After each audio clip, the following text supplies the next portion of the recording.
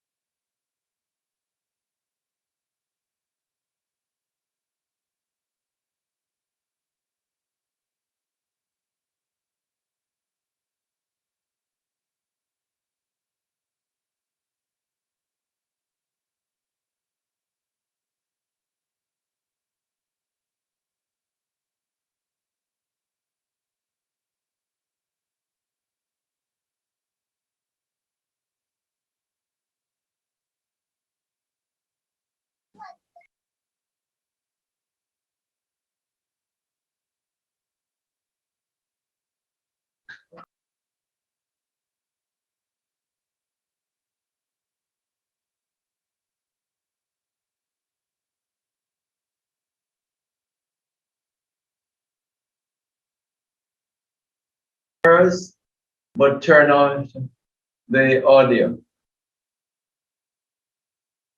How many people have on? Can you hear? Could you turn on your video?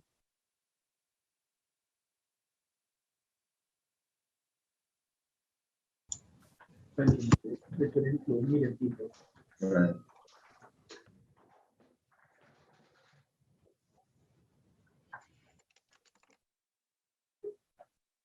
Good afternoon, Minister Chuck. Hi, good afternoon. Could others please turn on their cameras? Remember, the technical team would like everybody.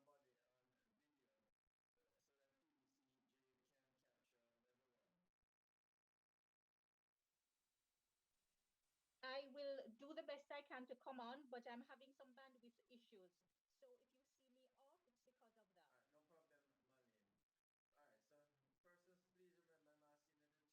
you to turn on your camera. Entitled, The National Identification Act 2020 is now called to order, and we'll ask Minister Marsha Smith to say prayers first. Let us pray. Father, we thank you for your grace and your mercy. And we thank you that we're still able to meet in this fashion, notwithstanding what is happening with the pandemic. We pray that you'll give us continued patience, clarity, and wisdom within which to deal with what we have to do today. In Jesus' name we pray. Amen. Thank you very much, Minister Marsha Smith. Now, Ms. Beckford is up, sitting in today as our committee chair. Did you get any apologies, Ms. Beckford?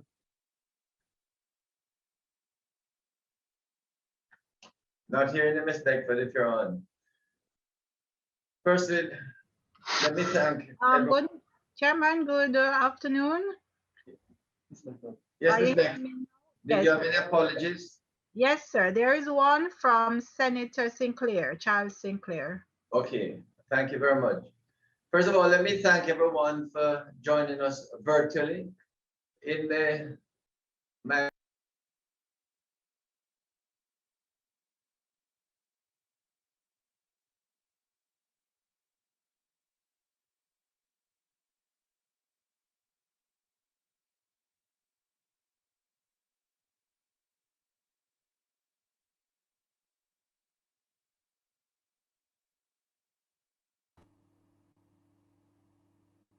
Can't hear you, Minister Chuck.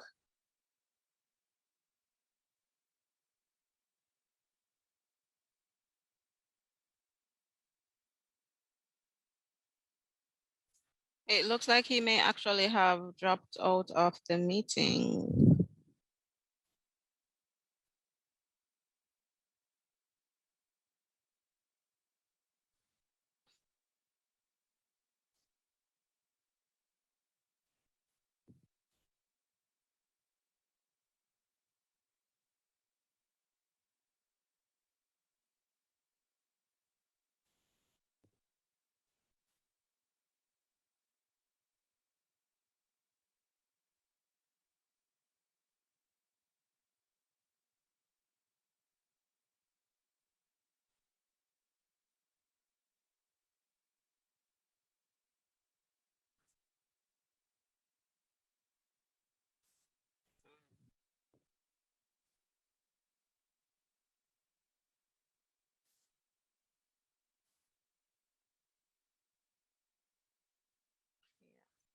There.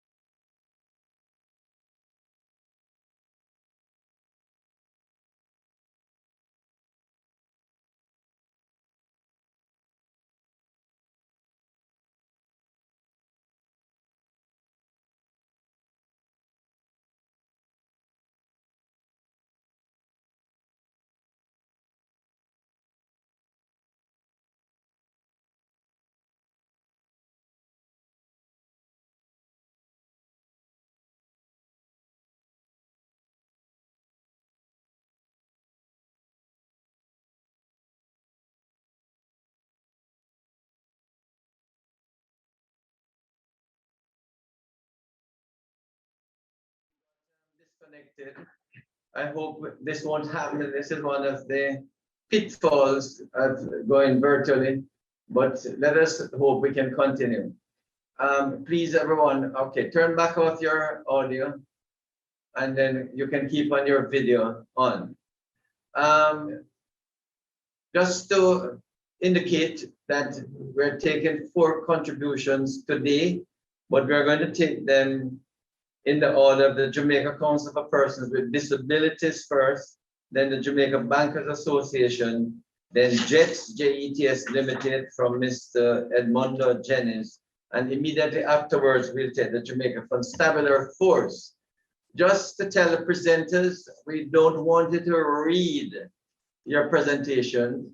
We want you to highlight what you have contributed, because the NITS team and the members of the Joint Select Committee have had the opportunity to look at your contributions. And indeed, the NITS technical team have responded in detail to each of the points that you have made.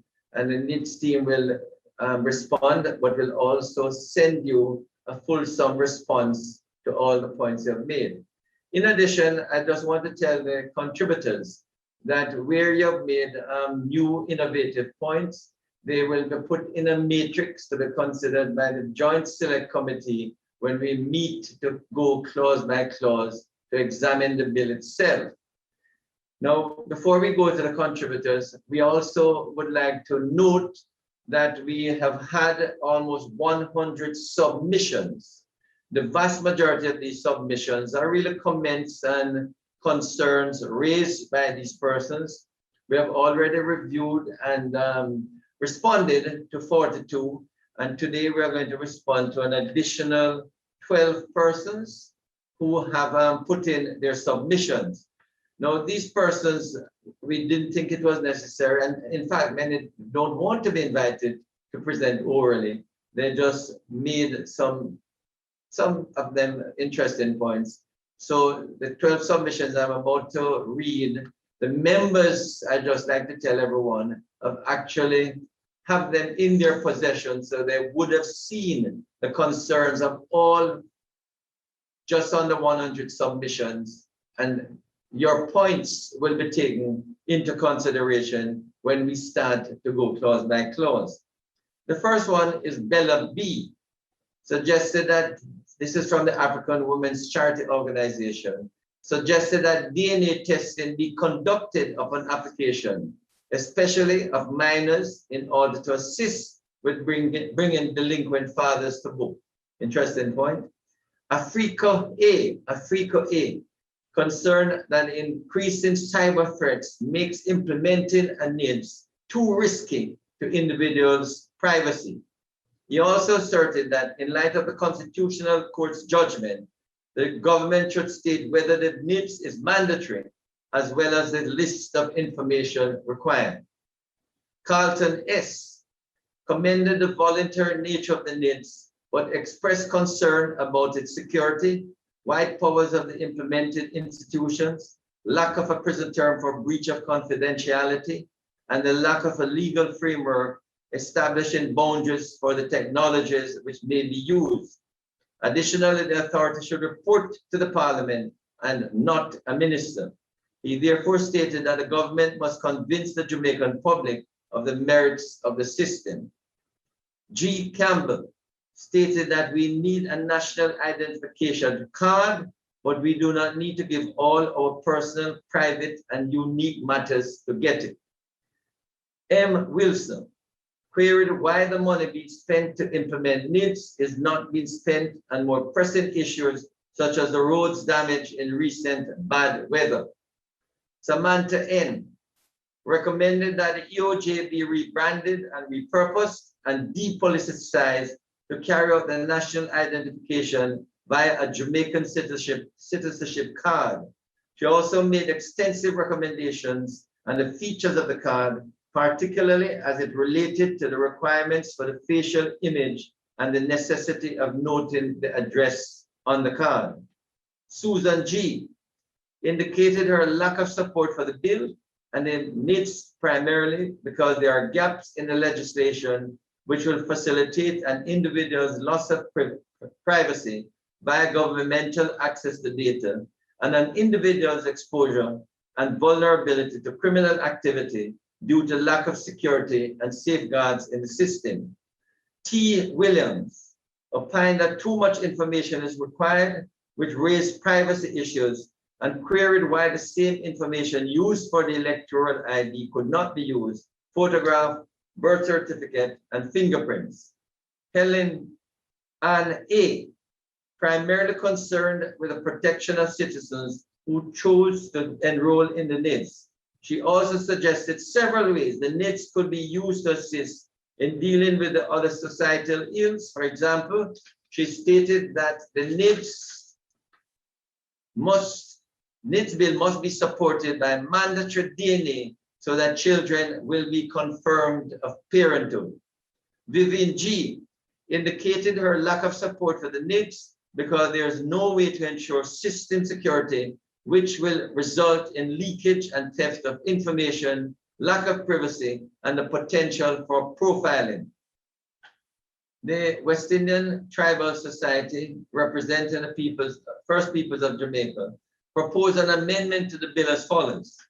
All persons who opt out of the National Identification and Registration System may create and establish their own identification document and deposit a template of this identification document with the National Identification and Registration Authority, who shall record and gazette the descent and the template, after which such identification shall be deemed true, correct, and sufficient for conducting all business in Jamaica in the same manner as a national identification card issued under Section 16 of this Act. Persons shall include individuals, families, kinship groups, trusts, religious groups, and indigenous groups. Identification must include a bearer's name, date of birth, nationality, and a unique identification number or code and expiry date, the seal of the issuing authority, and the address of the same. RNC recommended that the Constitution be amended so that NIDS may be made mandatory. He opined that the efficacy of the NIDS depended heavily on having a proper address system. Finally, he suggested fines beginning at $20 million and 50 years imprisonment where there's a breach of confidentiality. In light of these submissions, I would like to highlight the following. 1, the bill states that enrollment in the NIDS is voluntary. 2, one of the objects of the bill is to prevent identity theft and fraud. 3, the committee has noted the corporate structure and oversight framework as one of the areas for review. 4, the committee has also indicated its intention to review the offenses and penalties in the bill. On behalf of the committee, I would like to thank everyone who has taken the time to provide comments and recommendations on the bill. The committee has noted these concerns and recommendations. They've already been considered by the committee during its meeting thus far. And unless any member wishes to comment on these submissions, I propose that we continue to hear from the presenters with us today. So basically, we want to at least indicate all the contributions that actually come to us. I think we have gone through over 50 of them. We have maybe another 20 to 30 of them, which over the next 2 sessions, we'll probably deal with them. They have made by email or by written submissions. We have been able to look at some of these submissions, and all the submissions will be taken into consideration. Just to note that we have an apology, Ms. Beckford, from Senator Donna Scott Motley, who apologized for her absence. So if there are no comments from the members in the Joint Select Committee, we will go to the first presenters, the Jamaica Council for Persons with Disabilities. And as I intimated earlier to the presenters, we're going to ask you to just highlight the points. You have, short time to make the presentation, and then the NIDS team will comment briefly also. But as I indicated, the NIDS Secretariat has done a full review of your presentation, and we'll send them to you in due course. And both the presentation and the NIBS response will be available to the committee members. So is the Jamaica Council for Persons with Disabilities on? Yes, we're on. Yes, we're on. Wonderful. Can you just indicate who are the members with you? Okay. Good morning, Chairman and members of the committee Right. and all members present. My name is Diane Jennings. I'm the Chief Technical Director assigned to Jamaica Council for Persons with Disabilities in the Ministry of Labour and Social Security. Wonderful. And with me this morning, we have the Executive Director of the Jamaica Council for Persons with Disabilities, Dr. Christine Hendricks, who will go in detail in terms of the areas to be identified. We also have other members from the Jamaica Council for Persons with Disabilities. For the records, we have Mrs. Jacqueline Bennett, Senior Social Worker, Adrienne Pinnock, the PR Director, and we also have Janetta Smichael, our legal officer from the ministry, with us.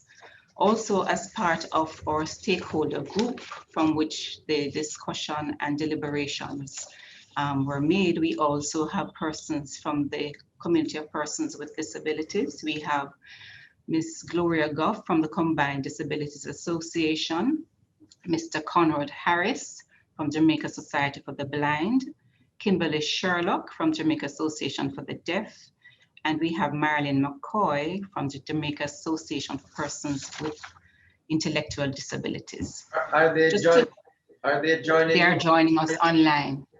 Tell them Yes, they they are can in turn this. on their video so that Their videos. Okay, they are in this meeting. And from the Ministry of Labour and Social Security and from the Jamaica Council for Persons with Disabilities, we really want to endorse the discussions and deliberations being made on this national identification system, and also for identification and registration for all, including persons with disabilities. We see disability inclusion as very important, and the discussions and the contributions highlight the need for identification for persons with disabilities. And it will seek to promote and protect and also reaffirm the enjoyment of persons with disabilities and to promote their respect and inherent dignity when persons with disabilities are in possession of identification. We also note that having a card would be very important in terms of preventing and reducing instances of discrimination. It will enable full and effective participation and inclusion of persons with disabilities in the society. It will allow for their equal opportunity and also for accessibility. And we note that identification is a crucial precondition and a gateway for support for persons with disabilities in accessing various programs as well as services, and particularly as it relates to health care and rehabilitation and educational services, considering that persons with disabilities are usually have lower educational attainment and healthcare opportunities. And we see having this identification as an important activity and an important position for persons with disabilities in terms of their own protection and also their promotion of their human rights. So we do really want to thank the team for facilitating the discussions, and the ministry, the director, executive director, Dr. Christine Hendricks, will summarize the points that have been made by the community of persons with disabilities. Thank you. thank you very much. Go ahead, Ms. Christine. Is she coming? Thank you. Yes, I was muted. Thank you again, Mr. Chairman, and good morning, everyone. It is our privilege, as Mrs. Jennings said earlier, and so I will go ahead now to highlight the points for consideration in this bill. In terms of the disability, the national identification card, the consideration for persons with disabilities to have an indication or their named disability on the card. Of course, the last round, we had persons who were not so interested, if I may say so, in having that indication, but more of the disability groups are now in favor of having this indication because it would assist in instances of legal matters or national security or for social security services, as was indicated earlier. We also believe it important, as part 3 highlights the national identification databases and the civil registration databases information. We think that it would be a good idea for the NIDS, the organization responsible for NIDS, sorry, and the JCPD to have some partnership just to ensure that there can be verification, cross-verification, identification of persons with disabilities, assisting with persons who are unable to represent themselves, or assisting with the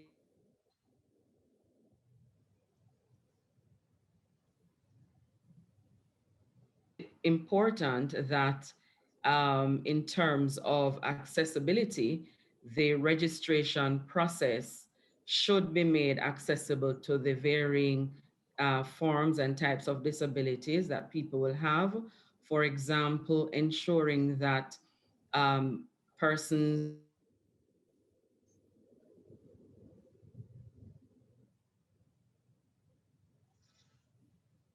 You're able coming. to communicate in some way with the persons with disabilities so that they can get the information necessary. We also believe that it would be important to take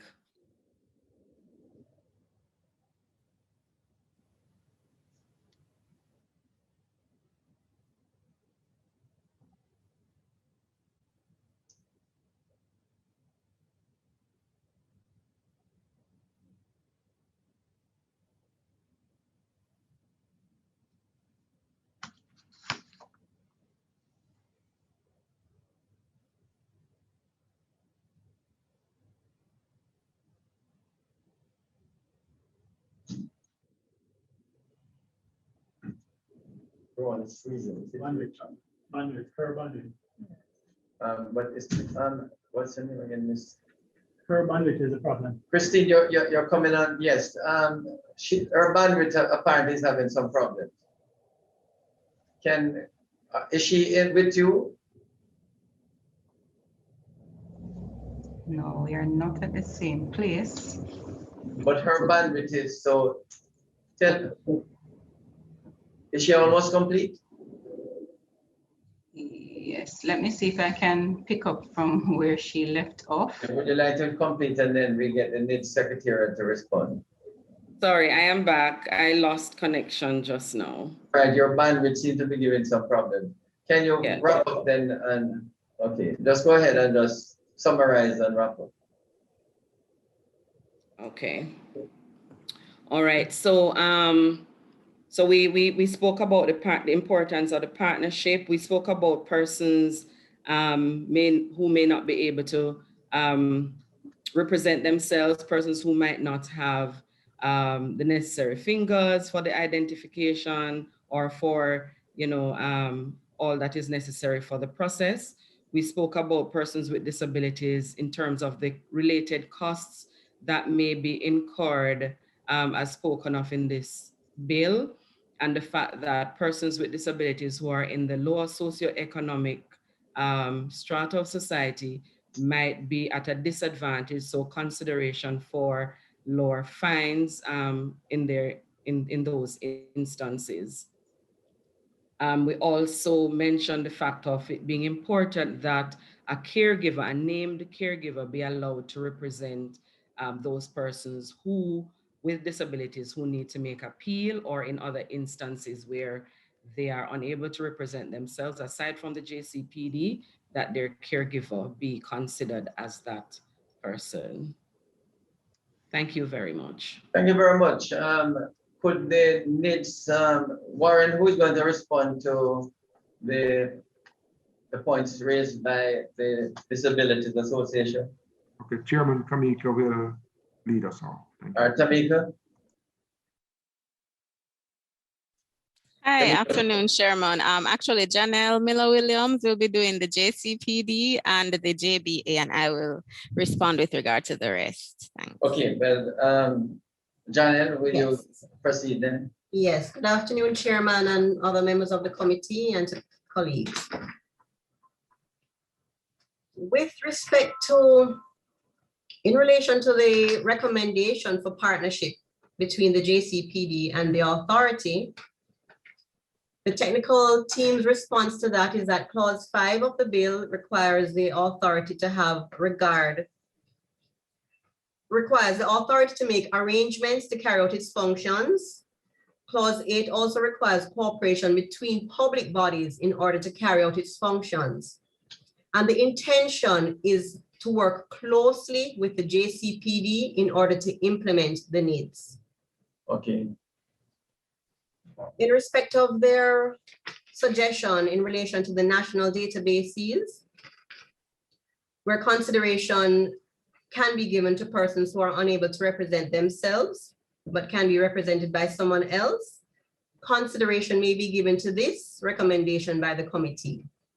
But the problem there in terms of the application to register, are we saying that, I mean, you know, use in application to register, Mr. Vernon, you certainly want to take a picture or to get the front of the facial feature.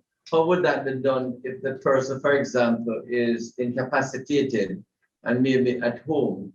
Mr. Janelle or Mr. Vernon, how could that be done? In other words, you may not be able to get the fingerprint because the person might, you know, be disabled physically and can't really press or have some other difficulties. But certainly the facial features, and the person is bedridden. So Warren, how could the technical team assist in getting, say, an ID card for that person?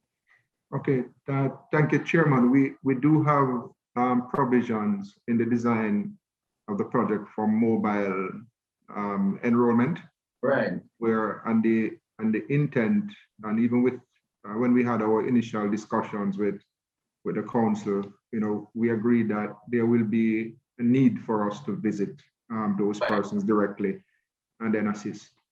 Right. So I'm really just indicating that for persons who are disabled, much more will have to be done to ensure, you know, that we get a facial features. Whereas the presenter said they have no fingerprint, then the alternatives will have to be used where they're unable to, say, a person who is deaf or dumb, as the case may be, that a caregiver can provide the information. So I think it's fair to say that with respect to the disabilities from persons, the technical team will have to bear that in mind. So I want to thank the presenters for highlighting these issues. And I know the NIDS technical team will work closer with you so that when the act comes into operation, additional resources will be provided to ensure that persons with disability, that they're given the full assistance in order to come onto the system. So thanks, Warren, Janelle, and the team from the Jamaica Council for Persons with Disabilities. I can assure you that there is a full response to your presentation, and the committee has been presented not only with your presentation, the written submission, but also with a response from the technical team. I would ask the technical team, Mr. Vernon, to send them a copy of the response that has been provided by the NIDS to the Joint Select Committee. Okay? Having said that, can we then ask the Jamaica Bankers? Sorry. Thanks again. Please, you can remain online and be a part of the discussion. So we'll ask the Jamaica Bankers Association to make their presentation now.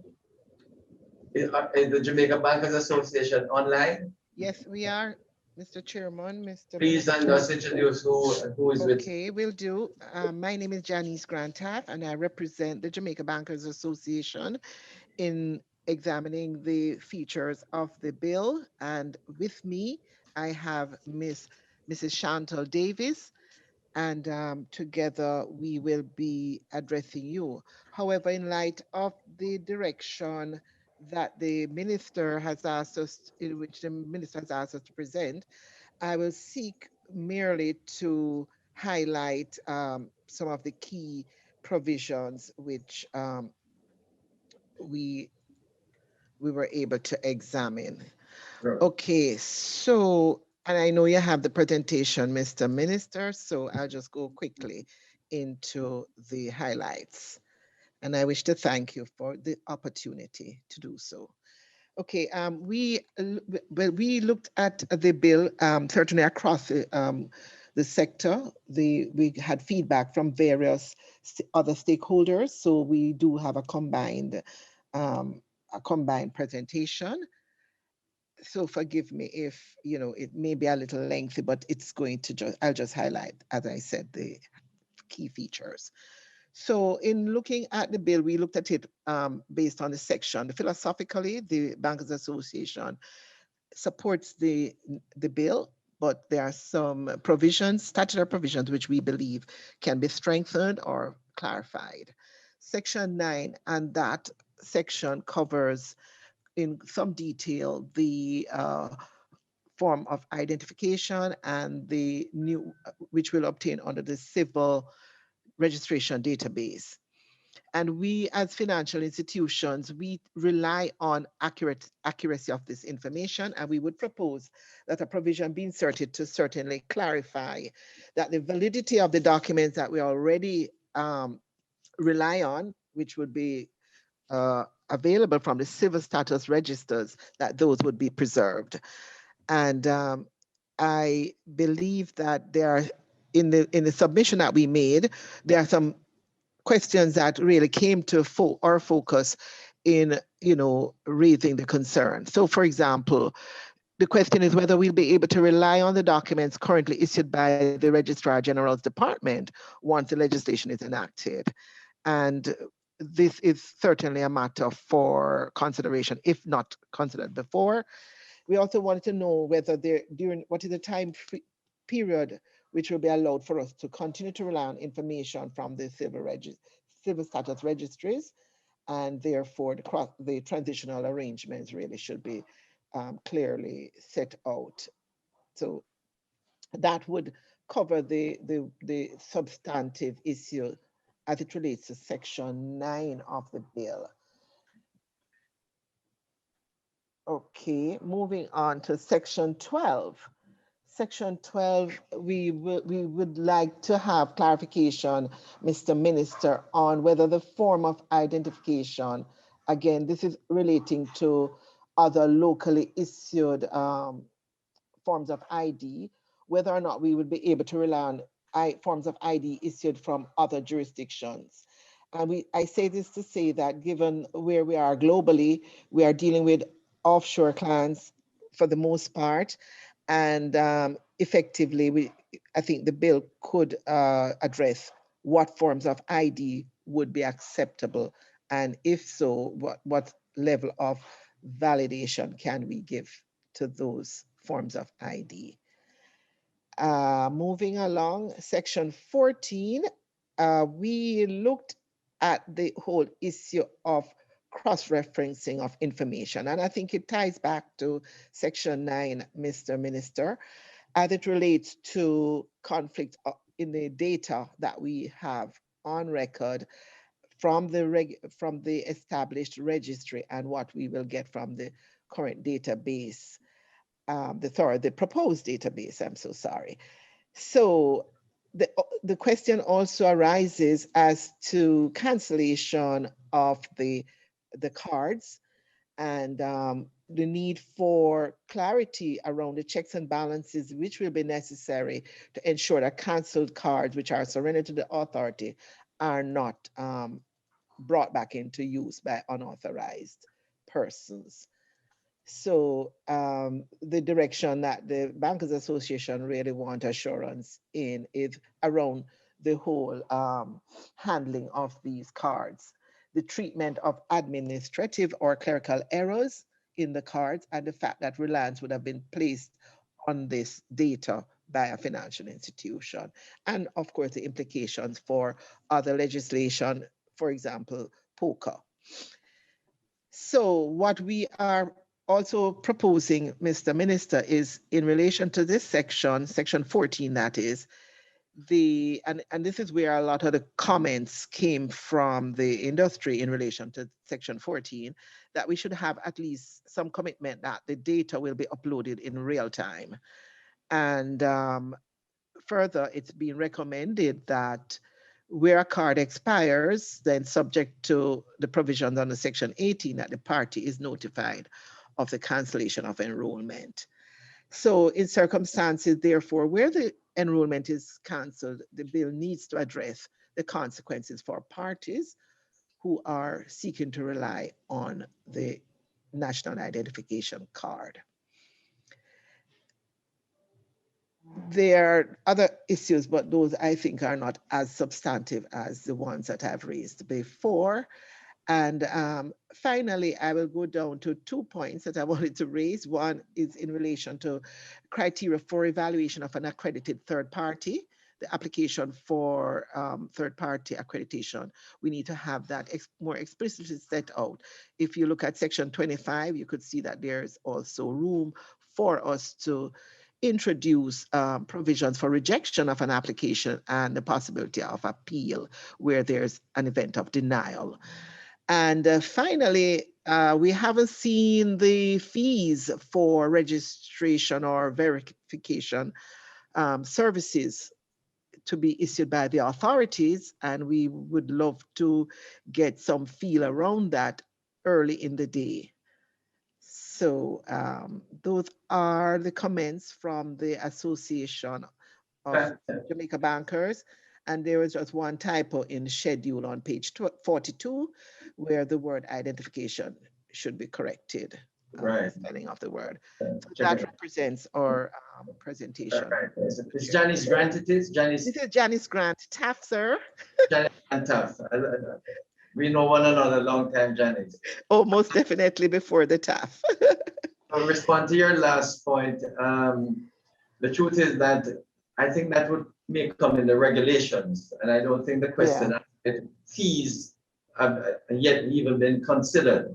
But the points you raise, especially, some of them have been dealt with, but I'm going to ask Jamaica to at least respond fully to the question of where it is cancelled. What is the position when it is cancelled?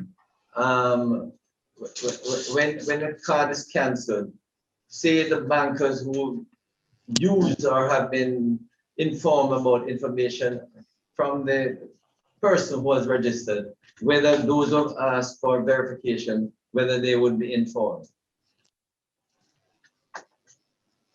Okay, so Tamika, and I think Marsha Smith, you were asking a question. You also mentioned to Janice the sort of cross-reference from different registries. What different registries were you thinking of? What registries? Okay, so primarily, Mr. Minister, we're looking at the Registrar General's Department, where currently we tend to rely on that database to validate information on our clients. No, that is going to come. The Registrar General will become a part of the NERA. Okay. So I mean, the NERA will be responsible. The Registrar General will be a subgroup of the NERA, so that there should be no problem in terms of cross references there. Correct. In fact, it will become much easier. Yes. See, especially for persons who, the pensioners, who have to verify that they are still living and alive in Jamaica.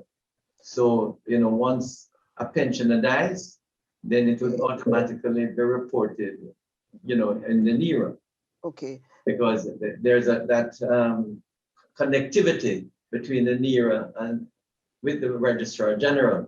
But let me ask Kamika to respond to the points that were raised orally and also that you had in your submission. There was, sorry, one point I wanted to make before the response comes through, Mr. Minister, and that is whether or not we're going to have a standardized format for inputting data. So, you know, some databases may have the last name first and then the surname next, or when we are putting in the year, whether you put the month first and the year first, and the year following.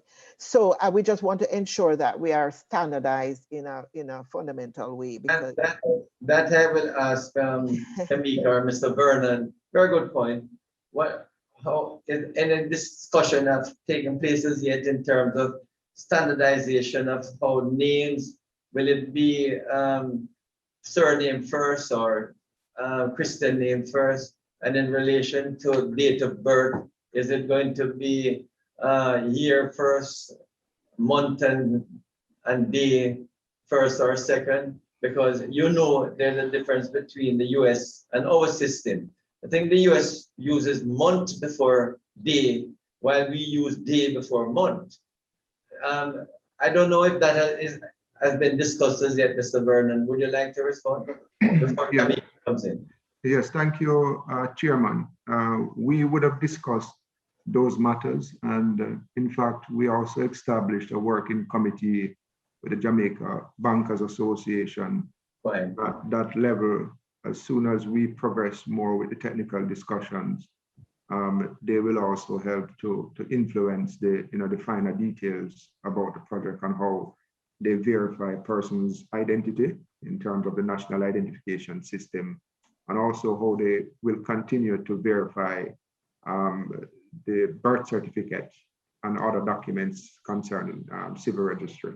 Right. So, Janice, I hope you appreciate the point Mr. Vernon is making. There will be constant discussion with you, as with many other institutions like Jamaica Conservative Force, MOCA, PICA, because once they start to set up their secretariat and start to look at the regulations in particular, a draft of which is being worked on, we will certainly pass them around to all the different agencies so that we'll have further comments on the fine prints, which is the regulations, okay? So Kamika, can you respond now to the points? And so you're now working on the standardization of how the names will be put in and the date of birth. Okay. All right, Kamika. Yes, Chairman. It's Janelle Miller-Williams. Okay, Janelle. Yes, okay. So in response to JBA's submission, they had proposed that a provision be inserted to clarify that the validity of the documents already issued via the civil status registers will be preserved. This is addressed in clause 36.3 and 36.4 of the bill. Furthermore, all current functions of the RGD will be transferred to the Office of the Registrar General within the authority pursuant to clause 5. With respect to JBA's concern about whether cancellation will occur automatically should a card contain inaccurate information due to the administrative or clerical error of the authority,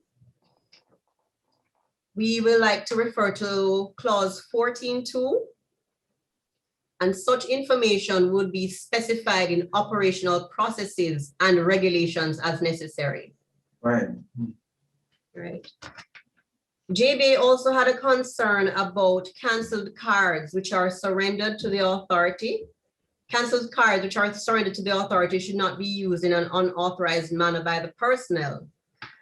The bill purports to implement a security regime with duties outlined in clause 23 and accompanying offenses in clause 30, which would specifically address such an instance. Furthermore, the JBA had inquired whether it is ideal that there be a commitment by the authority to update the databases in real time. And our response to that is that the bill provides for the authority to establish protocols and policies that will guide its operations. And the bill places an onus on the authority to conform with the Data Protection Act and data protection best practices in clause 5.3D.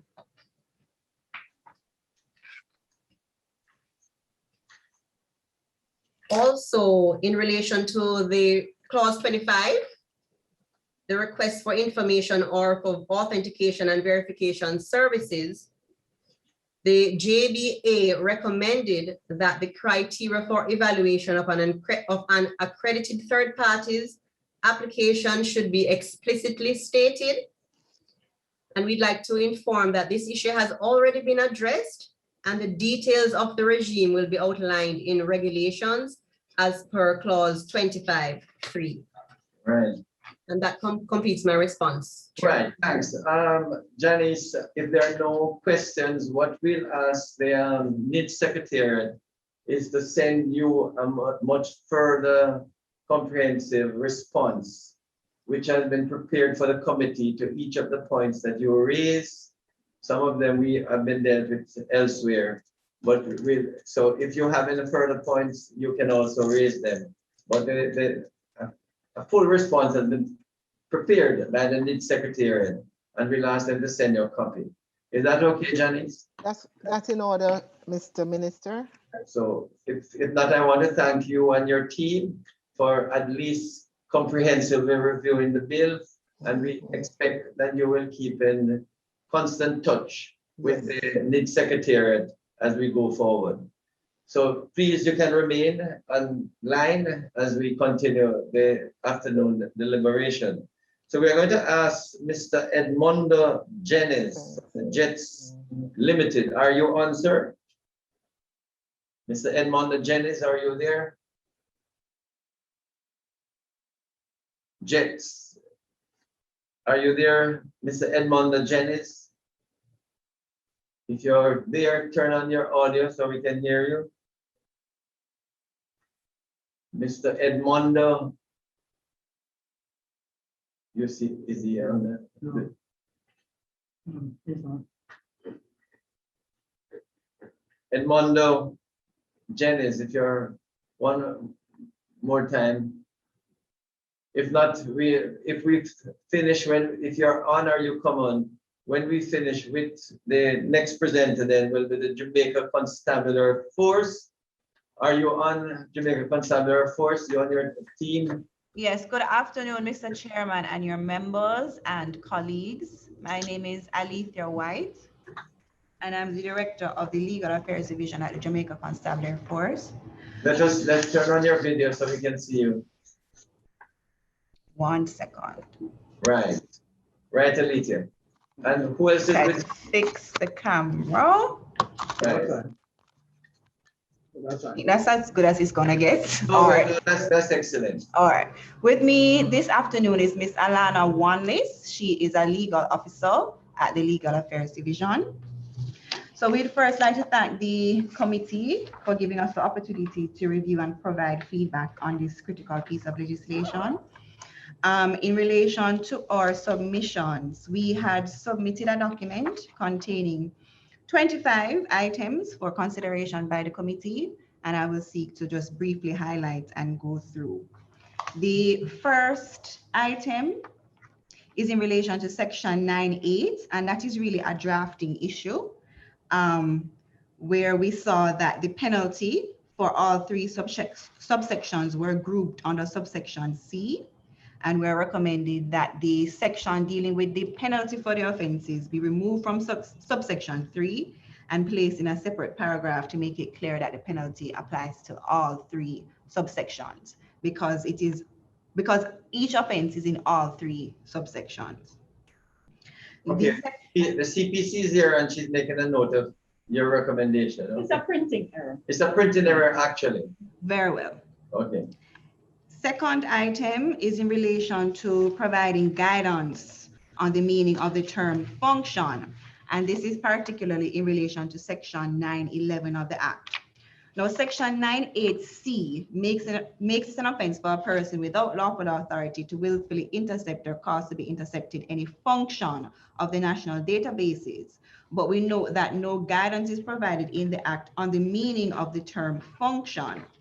We, however, note that guidance is provided in the Act on the meaning of other terms such as access, data, and program, and that this guidance is contained in section 9.11, where it states in section 9.11 that those terms shall be construed in accordance with the Cybercrimes Act. We also note that the term function is also defined in the Cybercrimes Act. So we're therefore recommending that in order to provide clarity on the word function in the same way that clarity on the other words have been provided, that section 9.11 be amended to include the word function, and then the reference to the meaning of function in the Cybercrimes Act would apply. Actually, that came up before. We agree with you. Very well. Right. Third point is in relation to section 9.12 of the Act. And we are recommending to extend the clarification of how these offenses can be committed to offenses in section 9.9. So what section 9.12 does is clarifies that the acts alleged to constitute an offense under subsection 9 need not be directed at any specifically identified program or data, and it goes on to have other clarifications. However, we note that the clarification is only in relation to offenses under subsection 9. And it is submitted that the clarification should also apply to offenses that are under subsection 8, as even though not expressly stated in subsection 8, the offenses under subsection 8 will also concern programs, data, and computer. So we're really recommending that the clarification be extended to offenses under subsection 8, that's section 9.8. Going on, in relation to Go ahead. Okay. Next point is in relation to sections 10(7)(a), 1, 2, and 3. Now, these offenses are really in relation to the national identification databases. Crave your indulgence. I'm just finding this section with me. Right. So these sections makes an offense if a person provides false information or makes a false statement in relation to an entry in the national identification database. However, we know that the national identification database is only one of the databases provided in the Act. The national database is the database that includes the national identification database as well as the civil registration database. So the Act has two databases, national identification databases and civil registration databases. However, the offenses created in sections 10(7) only relate to the national identification databases, and we're recommending that the offense should be extended to the national databases. That way it will include the civil registration database. So in essence, it should also be an offense to make a false statement in relation to information that is being imputed in the civil registration database. So we're asking for the offense to be extended and not limited to national identification database. Okay. Now, in relation to section 10(7)(c) of the Act, we note that this section makes it an offense if a person knowingly enrolls or attempts to enroll more than once in the national identification database. However, when going through the Act, we recognize that the Act itself provides legitimate instances where this can occur.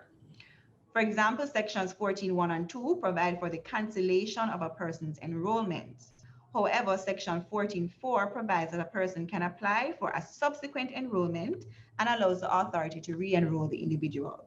Therefore, the offense of enrolling more than once would be inconsistent with the provisions in section 14, because the provisions in section 14 provide you that you can re-enroll more than once. So we submit that what the mischief that the offense is trying to address is where someone enrolls or attempts to enroll in the database in circumstances where the person already has an existing enrollment, therefore creating two separate existing enrollments.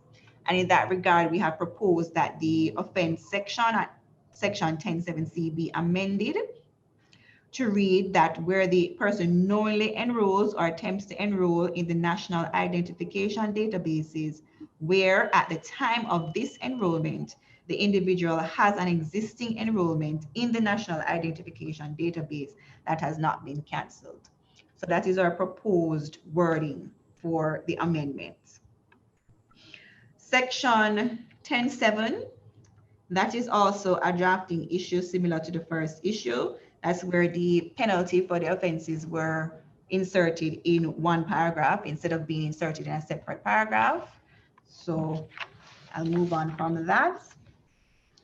Going on to item 7 of my submissions, which is in relation to section 10.8a, right? Now this section provides the mens rea for the offense to be committed. So it provides that the person must have known or believed the information to be false. Now we're proposing that the word believed in the section be replaced with the words had reasonable grounds to believe. And in that regard, we took guidance from sections 92 to 97 of the Proceeds of Crime Act, where the mens rea there provides is one for reasonable grounds to believe. And accordingly, the mens rea for the offense would be satisfied once the prosecution is able to prove that reasonable grounds existed for the person to believe the information. Why are you making it an objective test rather than the subjective test? In other words, at this point, you know, it seems to me that here you're dealing with the individual whose behavior is in consideration.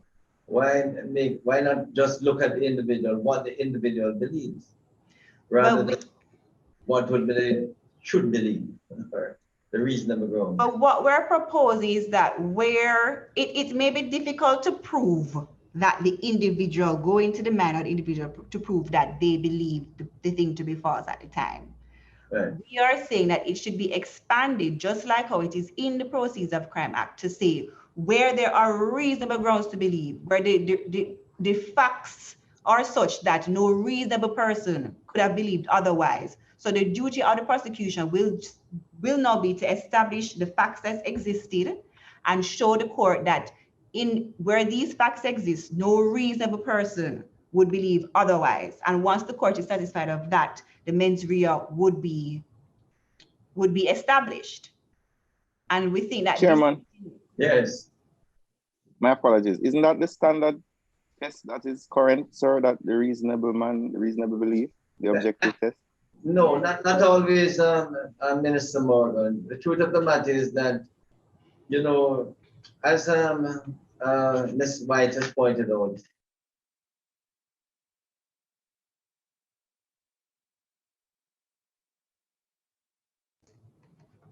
You're muted, sir.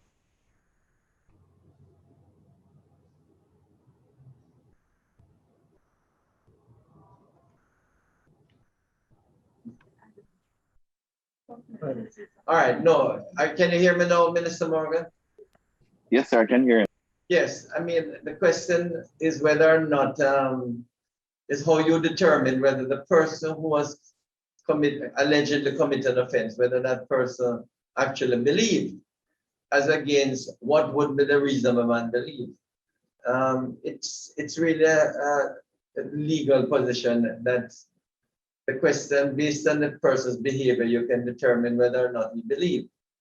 It is something that the committee can take into consideration, Ms. White, whether we should go the objective test or we should just leave it as is, okay?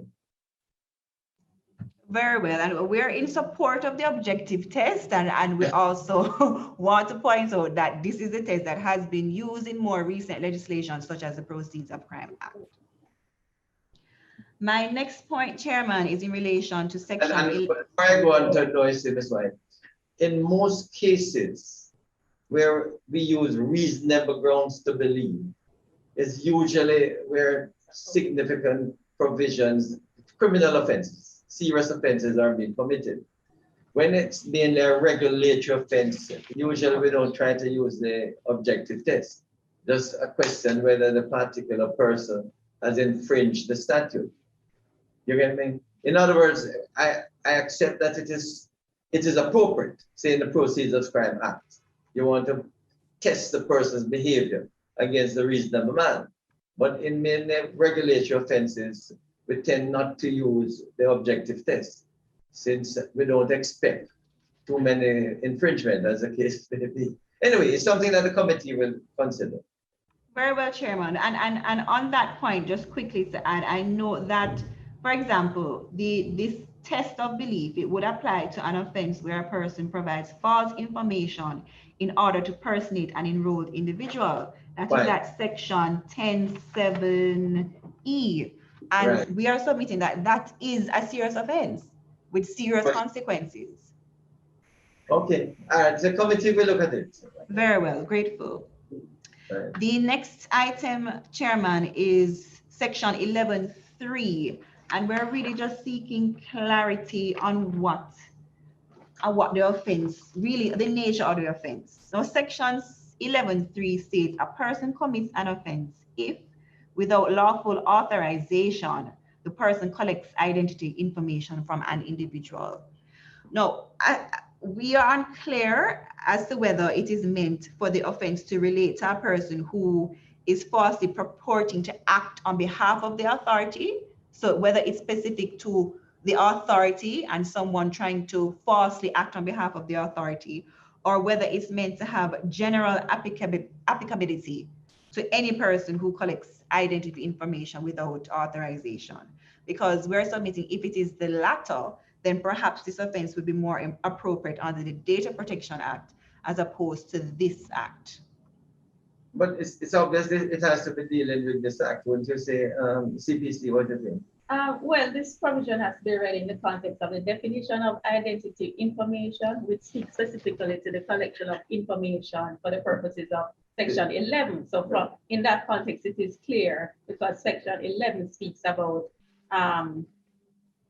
requiring identity information. The authority requiring. So it has to be read. You don't read the provision just by itself in a vacuum. So very well, but what perhaps the committee could consider in making it more specific in light of the fact that it is an offense, just to make it very clear that it is in relation to the authority.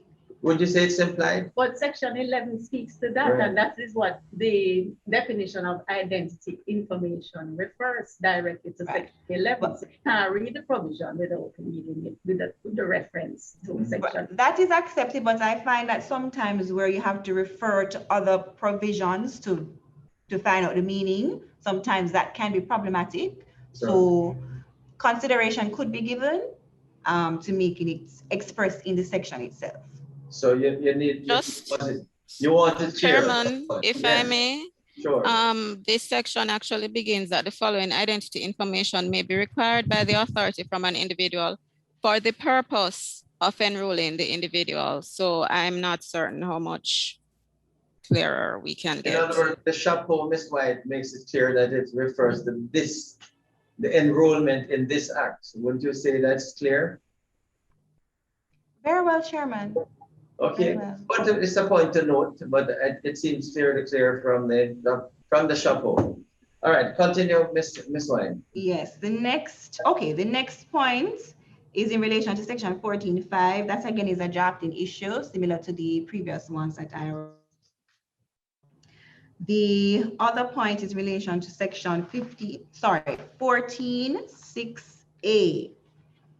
Now, this section provides that an individual who is given notice that his enrollment has been canceled shall no longer use a national identification number. However, as I had previously highlighted, a person can apply for a subsequent enrollment, and if approved, my understanding is that the person would be assigned the same number that was assigned to him on the previous enrollment. So the prohibition against the person using a number in these circumstances would therefore not apply. So if my enrollment was canceled and I subsequently re-enroll, I would be able to use the same number. So the prohibition in section 14.6 would not apply. But then the person is back on the enrollment, so it would not apply. So, but how section 6 is worded is that a person who, pursuant to subsection 3, is given notice that the individual's enrollment has been cancelled. Right. So I would have shall no longer use a national identification number. So I would have been given the notice that my enrollment has been cancelled, but I am now applying to re-enroll. And you're re-enrolled with the same identification number. Right. Would you say that it's almost like ab initio? I mean, in the sense that you have now been enrolled, so you can use the identification number. So the prohibition against using the identification number would no longer apply. That prohibition would no longer apply.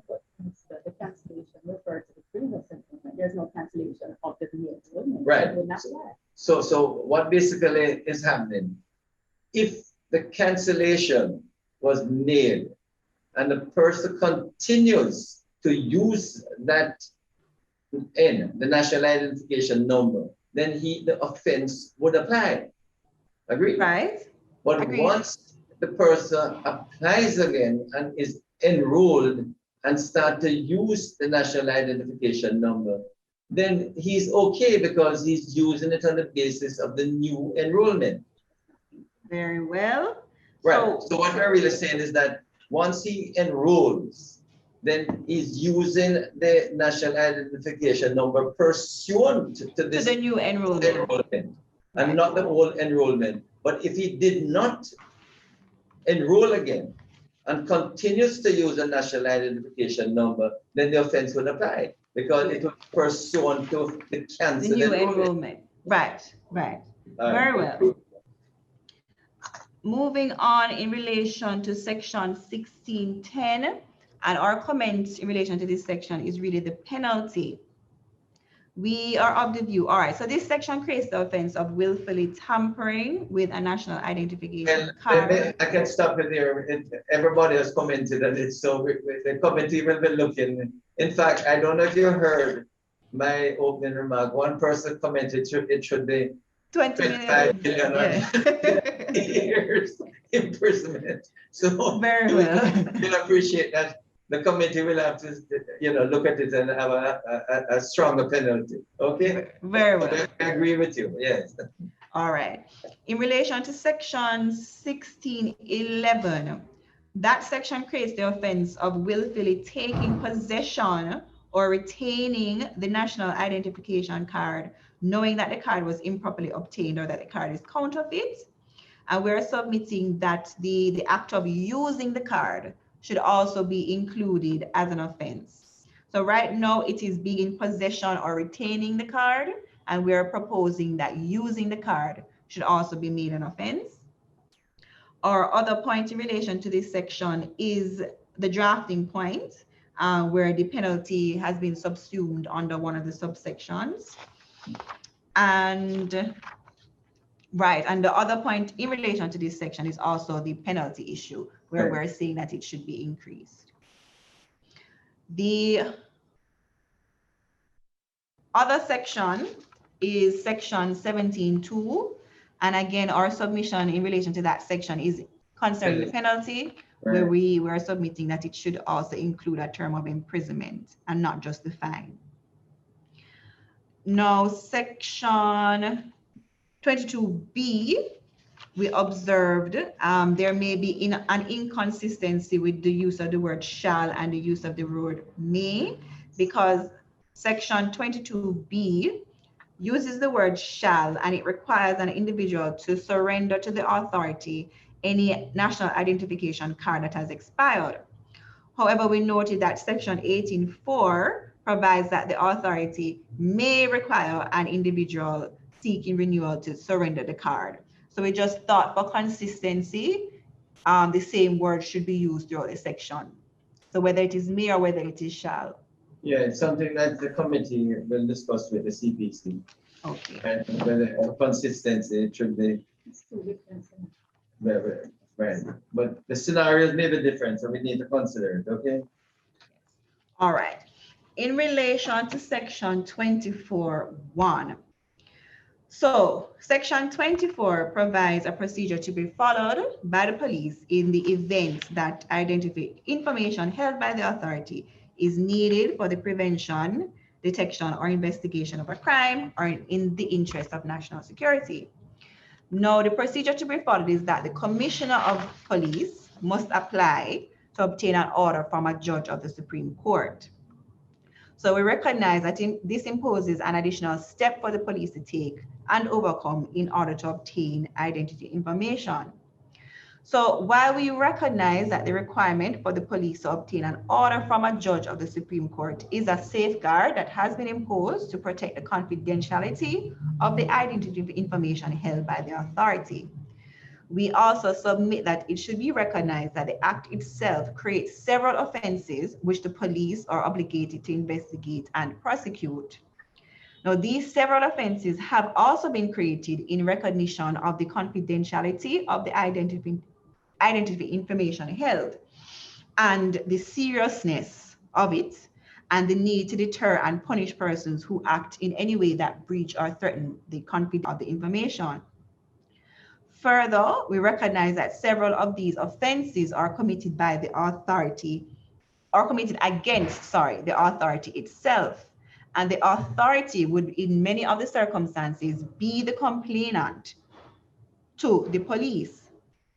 So if this section remains, there will be a situation where an offense is committed against the authority and the authority goes and reports it to the police, but the authority would be precluded from providing any identity information needed by the police to assist in an investigation that the authority itself complained to the police of, unless the police first then go and obtain an order from the court.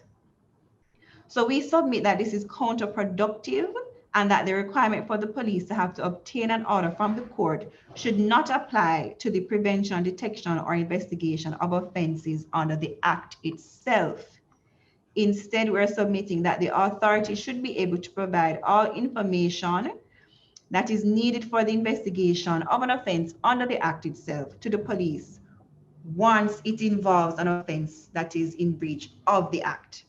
And in that regard, we are recommending an amendment to section 24(1) to provide an additional circumstance where information can be, where the authority can disclose information to be where same is required for the prevention, detection, or investigation of an offense under the Act.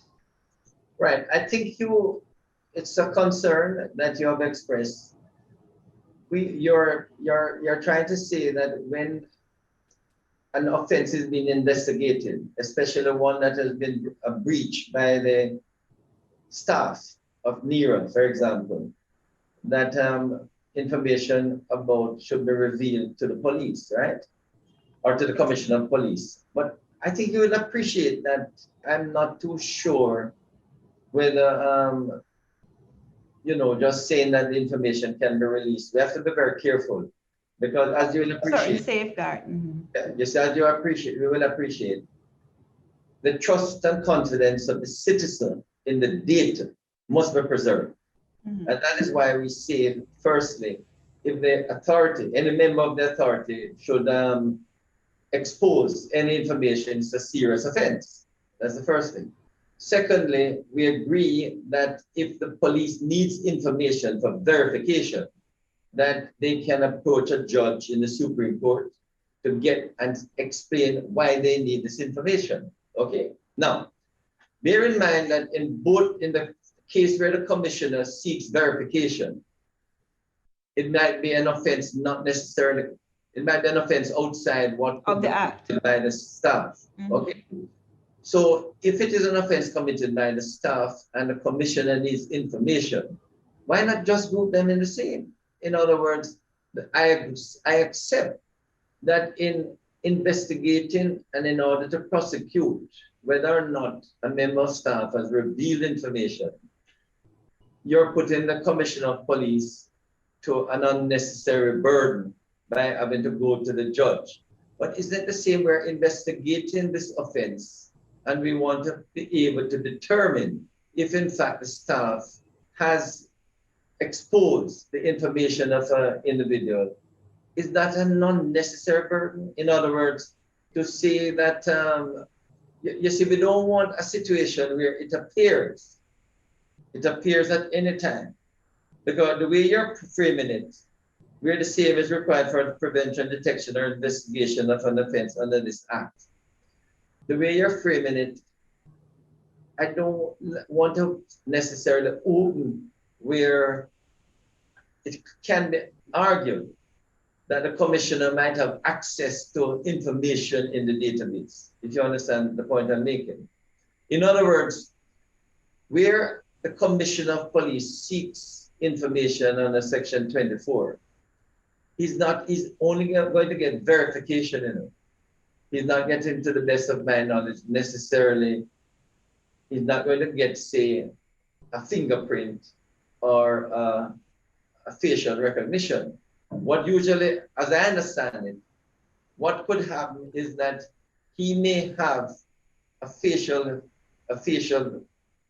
something received on CCTV, for example, and he goes to the database and say, based on this facial information on CCTV, or a fingerprint that they pick up in a burglary, could you verify whose information this is? You're with me? But the way you're putting it now, if it's somebody in the data, in the NERA, was committed an offense, you would want the commissioner to get information directly out of the database, which is something which I'm not too sure can be supported. You see the point I'm making? All right. What I had in mind, for example, if someone commits an offense, I think it's like under section 9, tampering with the database.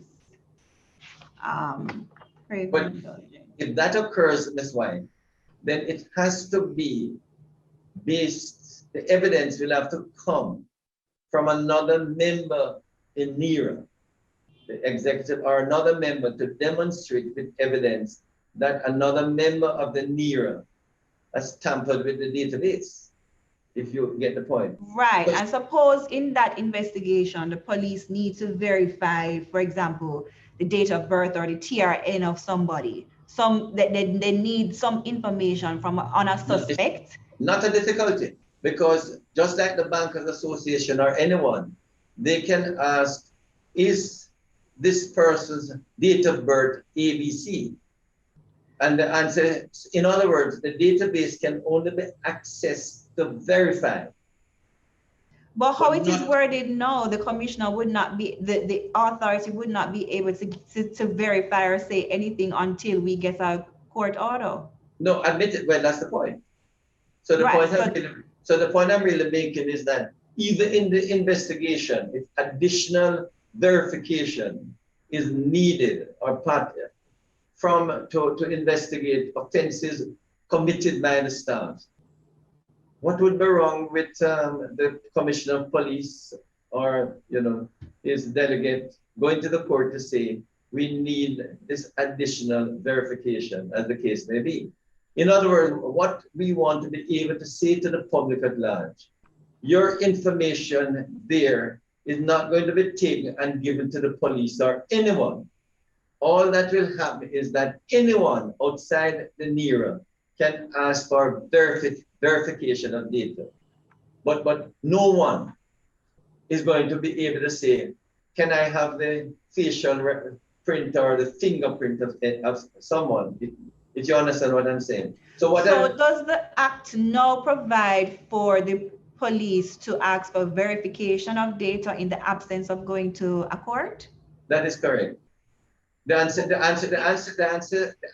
is yes. Okay. But where, for instance, you see, and that is why one has to be very careful in saying so, because where you have a situation where a facial recognition, I'm just speculating, is picked up by CCTV, or a fingerprint is picked up in a burglary, then the verification is needed, okay, as to who this person is.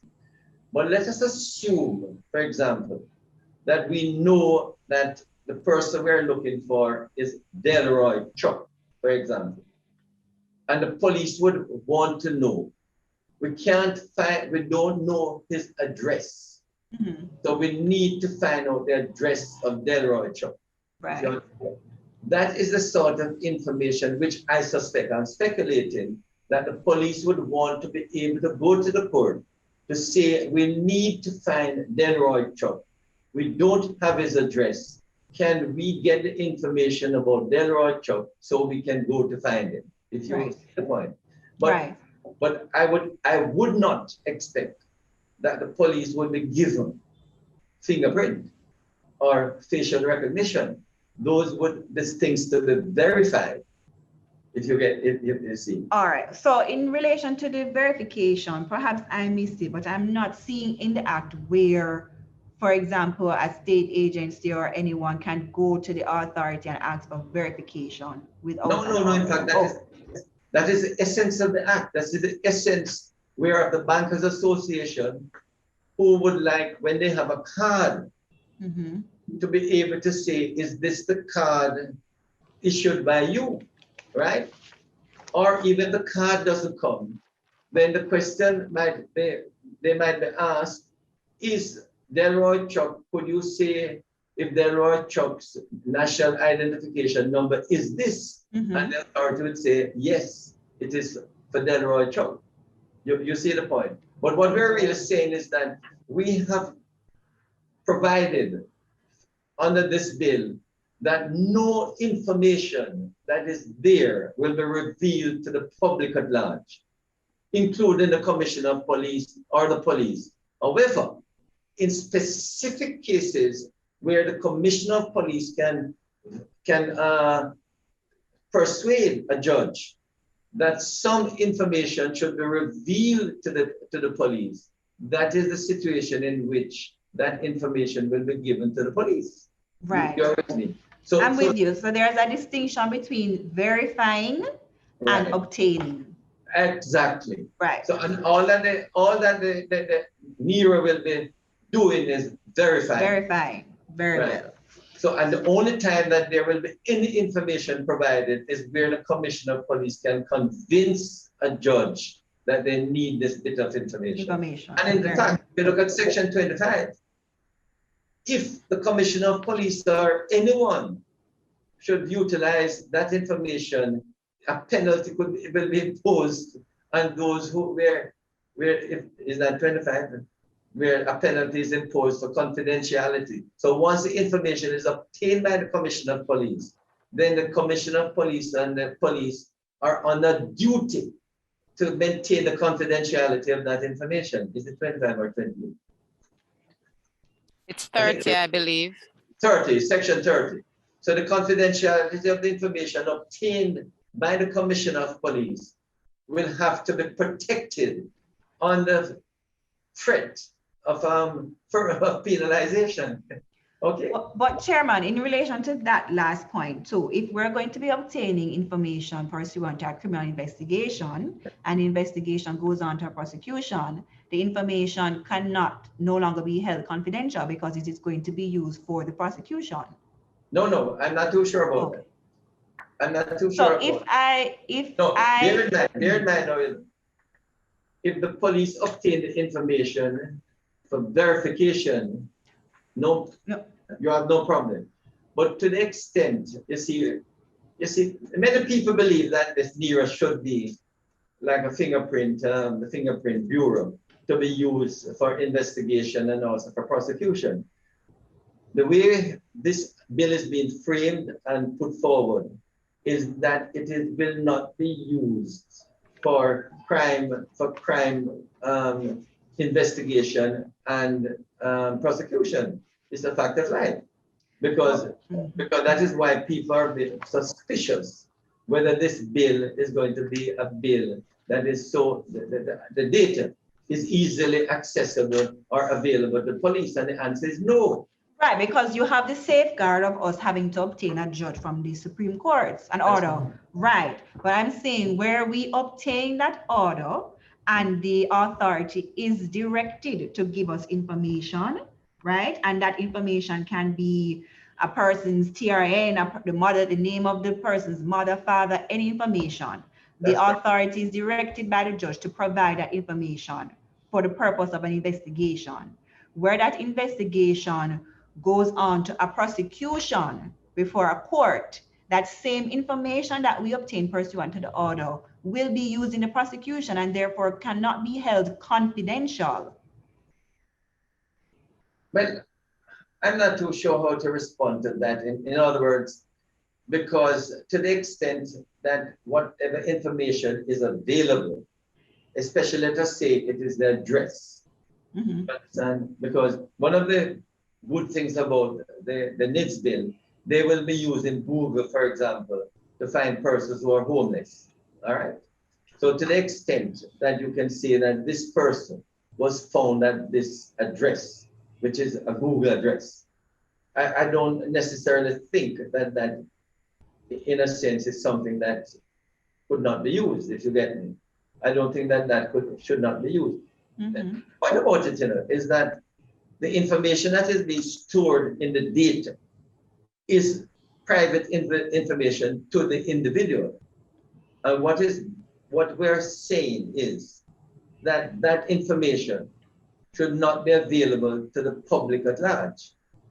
And I can understand if the person has committed an offense and is going to be prosecuted, then it is easy for the police to verify any information that it may have obtained from the DERA, if you get me. In other words, whether the police can easily, using their own resource, to find out my mother's name or my father's name, as the case may be, or for that matter, you see, information, you take information like, has the Bankers Association been asking about this person on several occasions?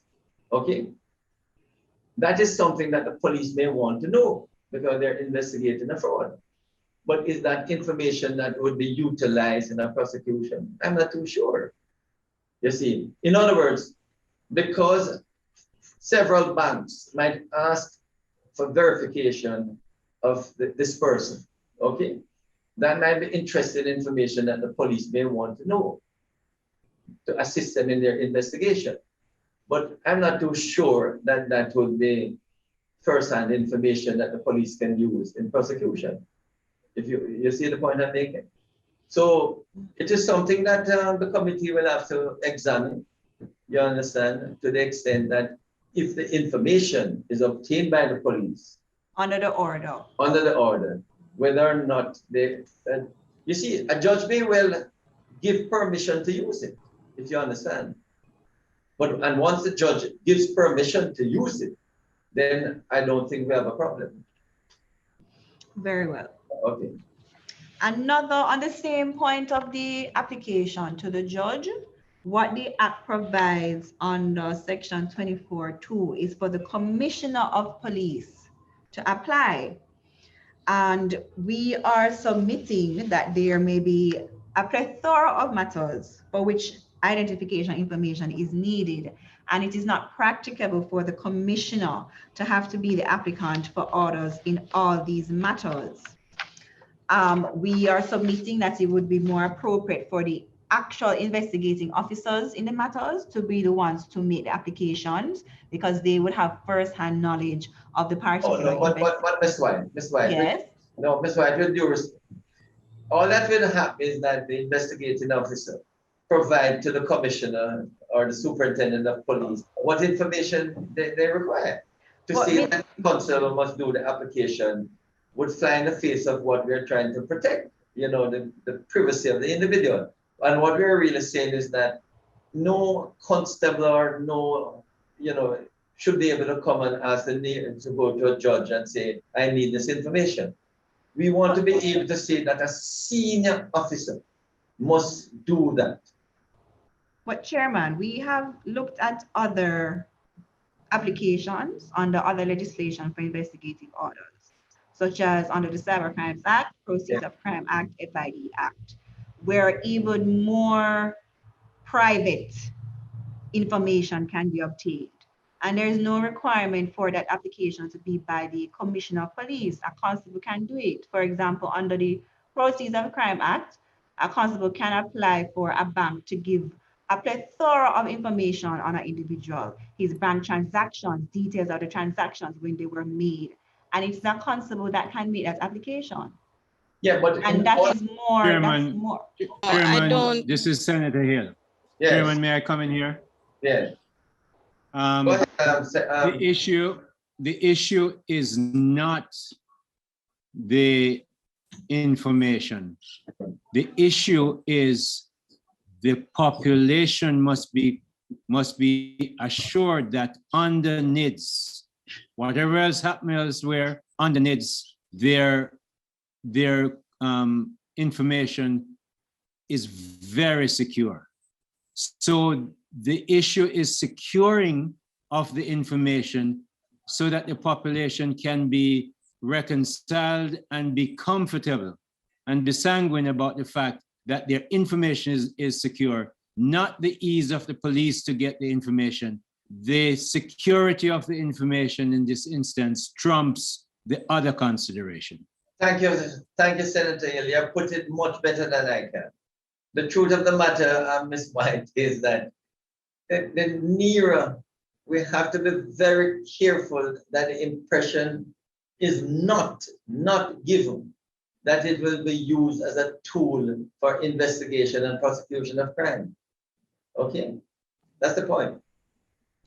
Yes, Chairman, that is accepted. And that is why you have the safeguard of us having to apply before. Not a parish judge, a judge of the Supreme Court. Chairman, if I may just interject a bit.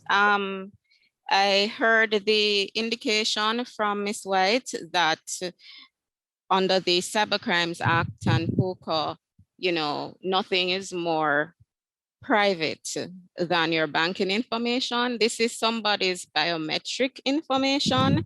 I am not certain whether the reasonable man would agree that that is not in fact more private than the transactions that you have done at a bank. This is something personal to you that no one else has. That information needs to be protected to a much higher standard than anything else that may be garnered from under those pieces of legislation that were referred to. Right, and the biometric information, you can correct me, is the facial image, fingerprint, and manual signature, correct? Right. Those are the three main ones. Right. Yeah. Right.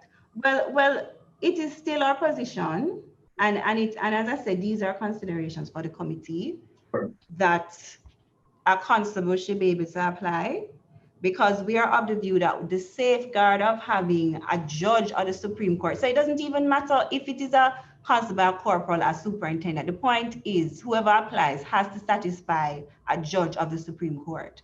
And we're saying that that is the most important aspect. And to have it be have to go through the commissioner to be the commissioner may prove challenging for the Jamaica Constabulary Force. That is what we are submitting. Well, remember, it's the superintendent, I mean, although it's the commissioner, So well, perhaps consideration can be given to saying the commissioner or his delegate or not below the rank of a superintendent. But right now it says the application has been made by the commissioner. All right, something we can look at, okay? Very well. Okay. Also on the same application issue, in addition to the judge having to be satisfied, there is that the information is needed for the prevention, detection, and investigation of a crime. There is an additional requirement imposed by Section 24(3) that in addition to the judge having been satisfied, we have to demonstrate that other investigative procedures have not been or are unlikely to be successful in obtaining the information.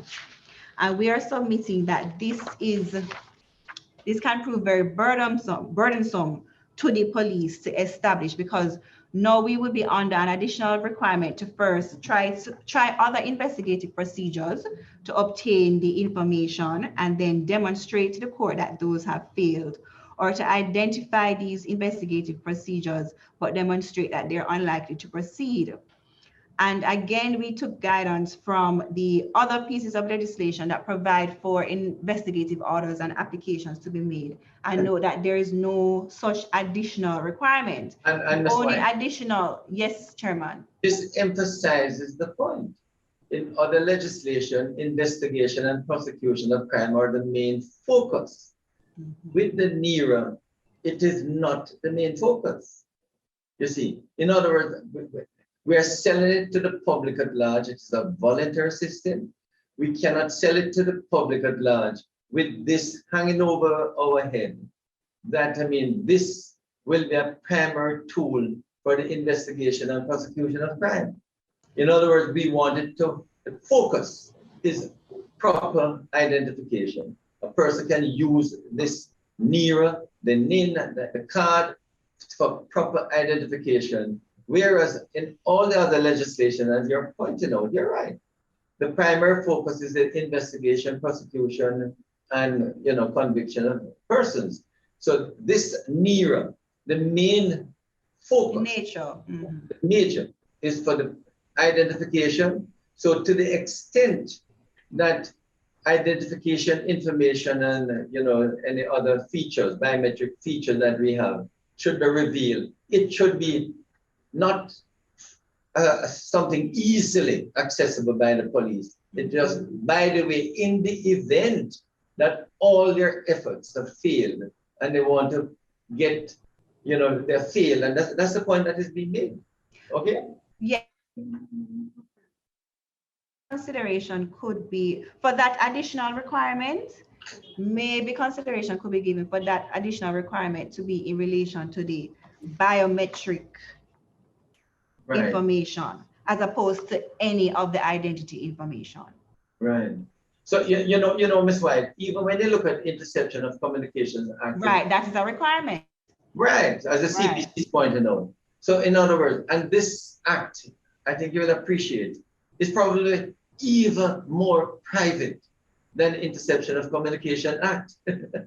So in fact, the CPC is pointing out to me, the very point that you're making that should be overcome, you have to overcome when you... For the interceptions, yes, right. I'm aware. And therefore, we can't see how we could release the police from persuading the judge that everything else has been tried. But Chairman, so that is why I'm recommending that consideration be given, because I think the privacy, when we're saying that the information is private and confidential, I think it is really in relation to the biometric information. I think that is where the serious concerns of privacy really come about, not necessarily in relation to your TRN or your mother's name and date of birth. So perhaps consideration can be given to having that additional requirement for us to prove to the court that other investigative procedures cannot be used. That requirement be only in relation to the biometric information as opposed to... I'm not too sure you need to... May I say something here? Yeah, go ahead. Chair, in the spirit of this bill, I don't think we can dissect the biometric different from other information. Right. Because it would lead to the public not trusting. You understand? I understand the point of view from the JCF in terms of their wanting to improve their investigation and the speed of which to improve their investigation. But with the need, it is not a system whereby we are marketing it for an investigation. And that we have to understand the concept, we have to understand the content, and we also have to understand the case that brought us back here. And I don't see us, and certainly for me as a member, when the committee sits to consider all these recommendations, I would strongly oppose that, Chair, because in the spirit of the confidence of the citizenry, we should not go that route. Right. And I want to support you there, Mrs. Silver. Ms. White, let me just give you an example. Let us assume that in looking at a fraud or the sort of how criminals often put their wealth, let us say in their mother's name, you know, and so the police would want to know if this person is the mother of this person we're investigating. What is wrong in the judge saying to the police, have you checked all other records to determine if this person is the mother of this person you're investigating? Why should it be that you just come to the near and say, is Mrs. Y the mother of Delroy Chuck? You see the point I'm making? Well, the other records in that regard that the police would usually check are with the Registrar General's No, department. No. So if the police is unable and has demonstrated that they have gone to the civil registry, they have been checking around to find out if Miss Y is the mother of Mr. X, and they cannot get verification, then that is when, in my view, it would be possible for the judge to say, yes, Nira, can you verify him if Miss Y is the mother of Mr. X? You see the point I'm making? In other words, just for the police to come and say to the Nira, can you verify, or to the judge, we need to find out if Miss Y is the mother of Mr. X. I don't think that would be fair. What is needed, Judge may well say, what steps have you taken so far before I permit the Nira to verify that Miss Y is the mother of Mr. X? Okay? In all sincerity, Ms. White, I mean, the committee can consider it further. We'll make it a point of note, but it seemed to me that similar to the Interception of Communication Act, where this is necessary, speaking for myself right now, I can't see why we should avoid that, but we will put it for consideration, Ms. White, when the committee discuss it further, okay? Very well, and that's all we can ask. Sure. The next point of the JCF is in relation to the section 24.5A, which requires the destruction of information. Yeah. So where the police have satisfied the judge that identity information is needed, and the judge makes the order and directs the authority to provide the identity information, section 24.5A requires that the identity information be destroyed within 3 months after a person is convicted or acquitted. Sure. So our issue is in relation to the conviction, the destruction of the information after a person, in the event that a person is actually convicted, because we are submitting that the obligation to destroy should only arise where the person has been acquitted. And if the person is convicted, the identity information should be available to assist in future investigations if necessary. But then the judge can also give permission, you know, for that to be retained. I think that the act provides that the judge. That the commissioner, right, the commissioner has to apply. Right. But we were, and I'm going to again refer to other legislation because that is what I have available, and still recognizing your point that the nature of this is different. But in relation to the fingerprints and the DNA Evidence Act, which I think we can reasonably compare. Well, both we can reasonably compare because the Fingerprint Act dealing with the fingerprint than the biometric information that this act provides for. Okay. So in both of those acts, there is no obligation on us to destroy where a person is convicted. The obligation only arises where the person is acquitted or if the proceedings are discontinued or something of that sort under both the Fingerprint and the DNA Evidence Act. Again, we will examine it further. Very well. Because I think those particular acts in particular are useful to compare because it's the same and even more personal information than this present act. Okay. The other issue, craving indulgence. Okay, in relation to section 24(1)(b). Okay, yes. Craving indulgence. Okay, is it 20? There's a section that provides that an individual is entitled to be provided. I don't think it's craving indulgence. I believe you're looking for 25(6). 25, what is it? 25(6). 25(6). Yes, right. So it provides that an individual is entitled to be provided with a record of all requests for verification of identity information that the authority received. And we are proposing that an exemption should be made in relation to requests that were received by the authority for investigative purposes. We are proposing that an individual should not know whether law enforcement requested verification on you because that will prejudice investigations and may very well result in the authority committing the offense of tipping off.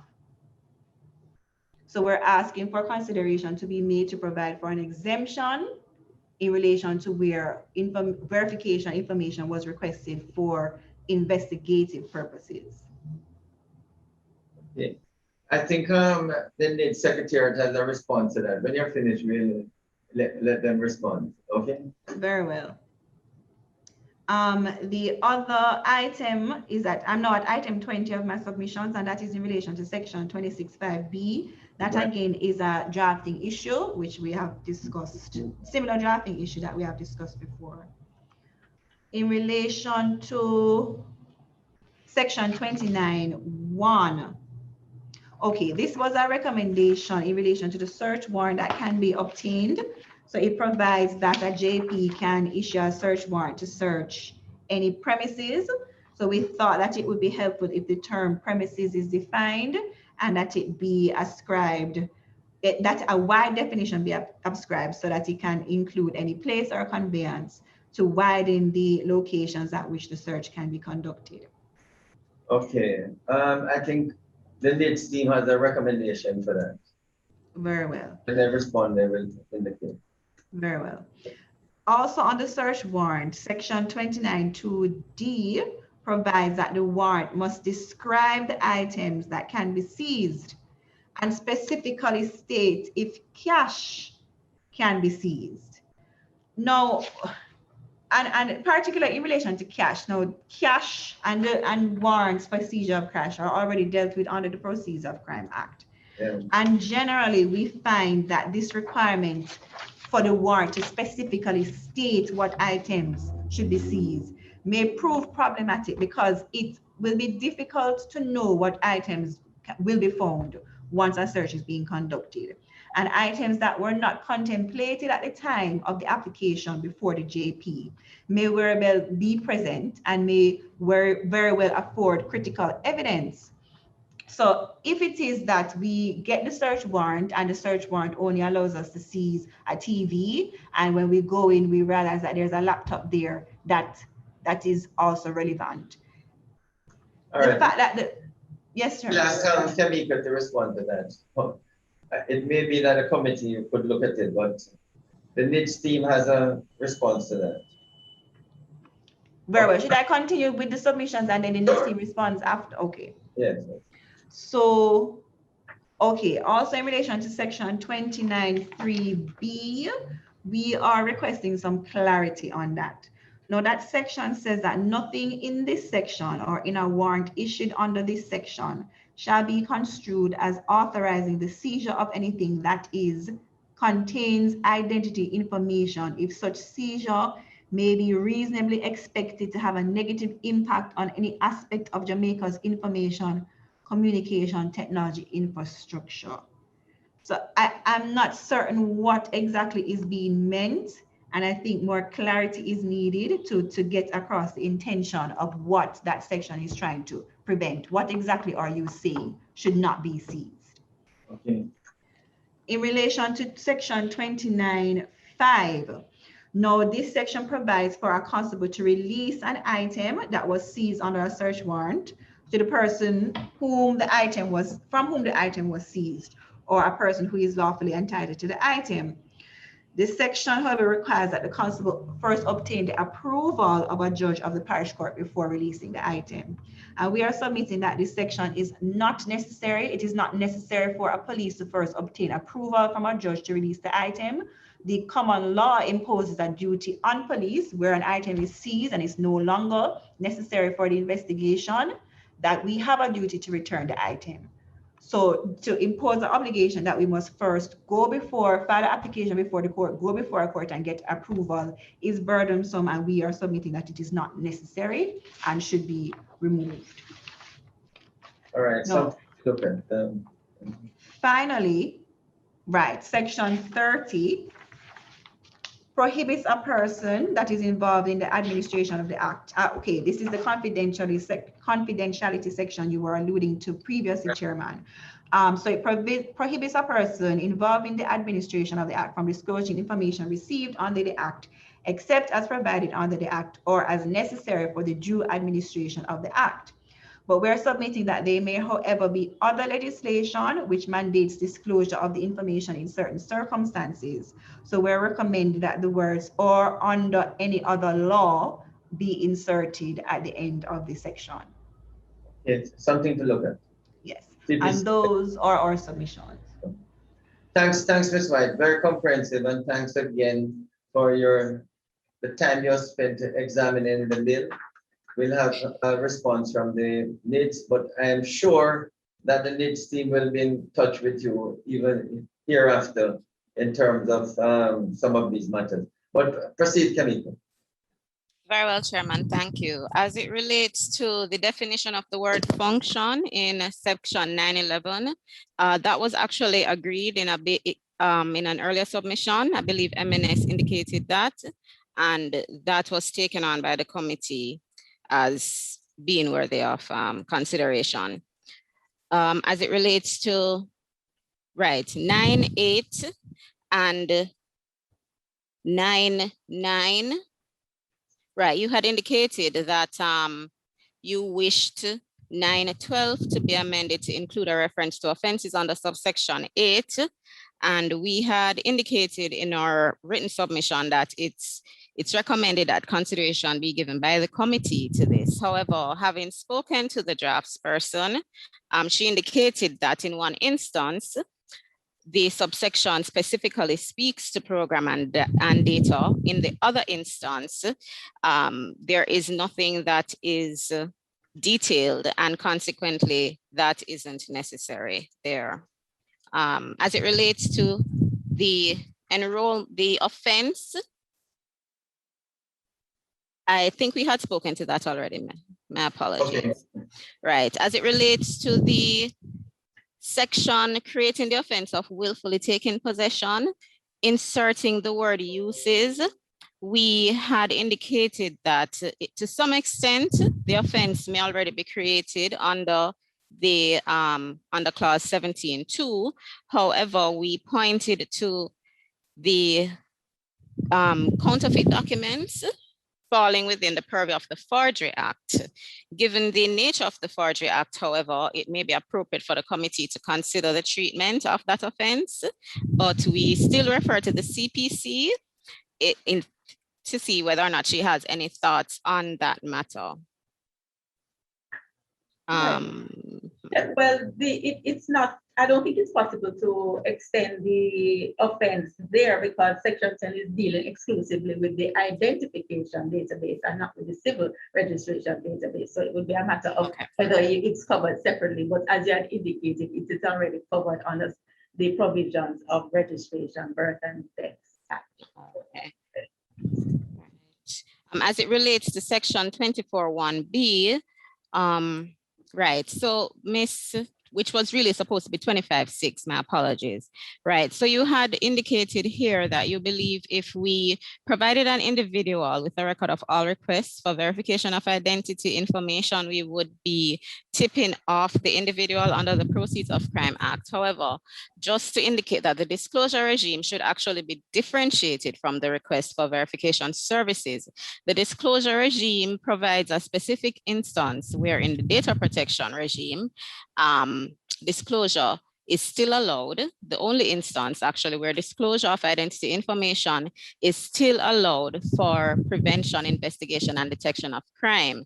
Now, under the request for verification services, disclosure is only allowed pursuant to a third party who would be an accredited third party and that actually has an entire regime there because we need to ensure that that accredited third party has the requisite processes and protocols and equipment to safeguard the individual's data identity information. So with the request for verification services regime, the Data Protection Act and the Data Protection Regime actually requires us to indicate to someone whose data we are processing what data we have on them and what has been requested for that data.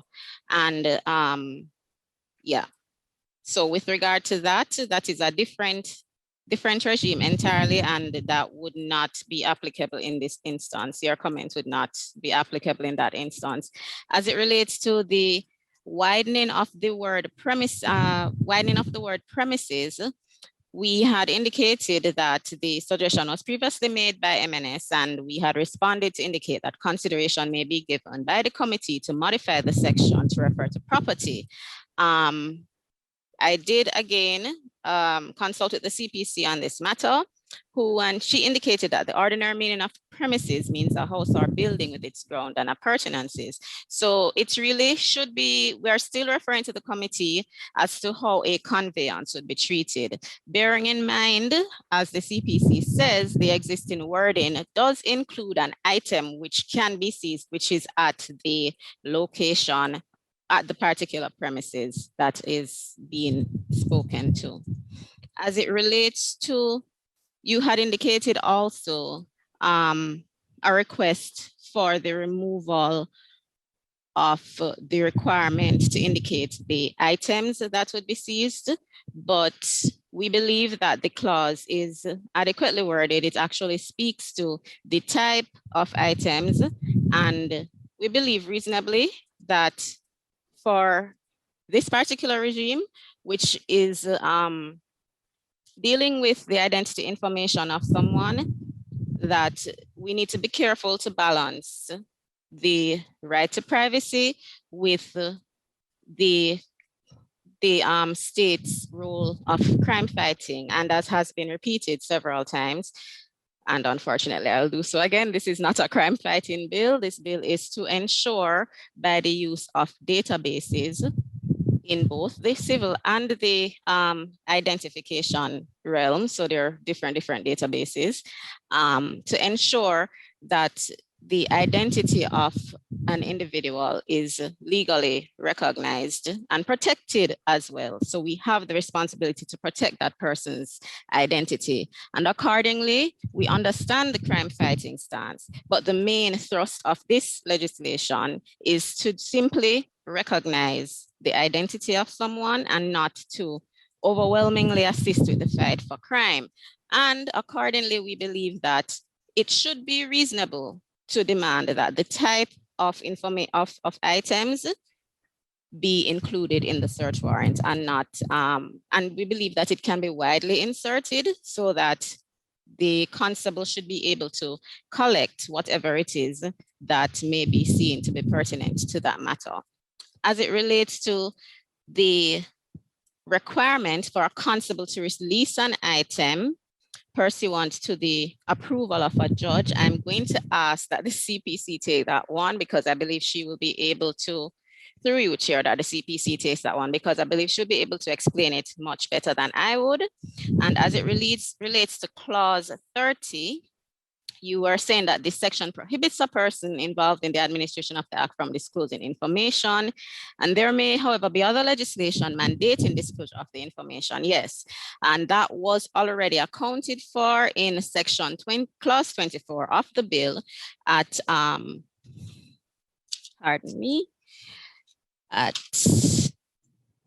24(1)(c), which states, as may otherwise be provided by this act or any other law. So disclosure is allowed in 3 instances where the person has requested the order of the judge and as may otherwise be provided by this act or any other law. And we hope that that will satisfy that particular concern. I hope, please indicate whether or not I've covered everything that you had spoken to or if there was anything else which you needed Before a you response to. ask PDC to just assist with that. Report. So 29, clause 29 dealing with the release of the items. So it's 2 situations in 29(4). In that instance, it's the person from whom the item is seized who is actually seeking the release of the item. So it's not the common law situation where the constable is voluntarily or has a duty to release the item would not apply, because in this case, it's the person from whom the item is seized who is actually seeking the release. So it's necessary there to go through a court process. The other situation in 29(5), where the constable wants to release the item and here is required to seek the approval of the judge. Again, the release is not necessarily to that person from whom the item was seized, but could be released to another person who appears to be lawfully entitled to the item. So that is potentially controversial or adversarial matter. And so just to afford some protection to the constable and to the state, I think it is advisable that the court procedure there remain as well. It's a level of protection for the state. Okay, thanks, CPC. Members of the committee, do you have any points to make or questions to ask of the Jamaica Conservative Force Attorney, Ms. White? Members of the committee, if you do, please intervene now.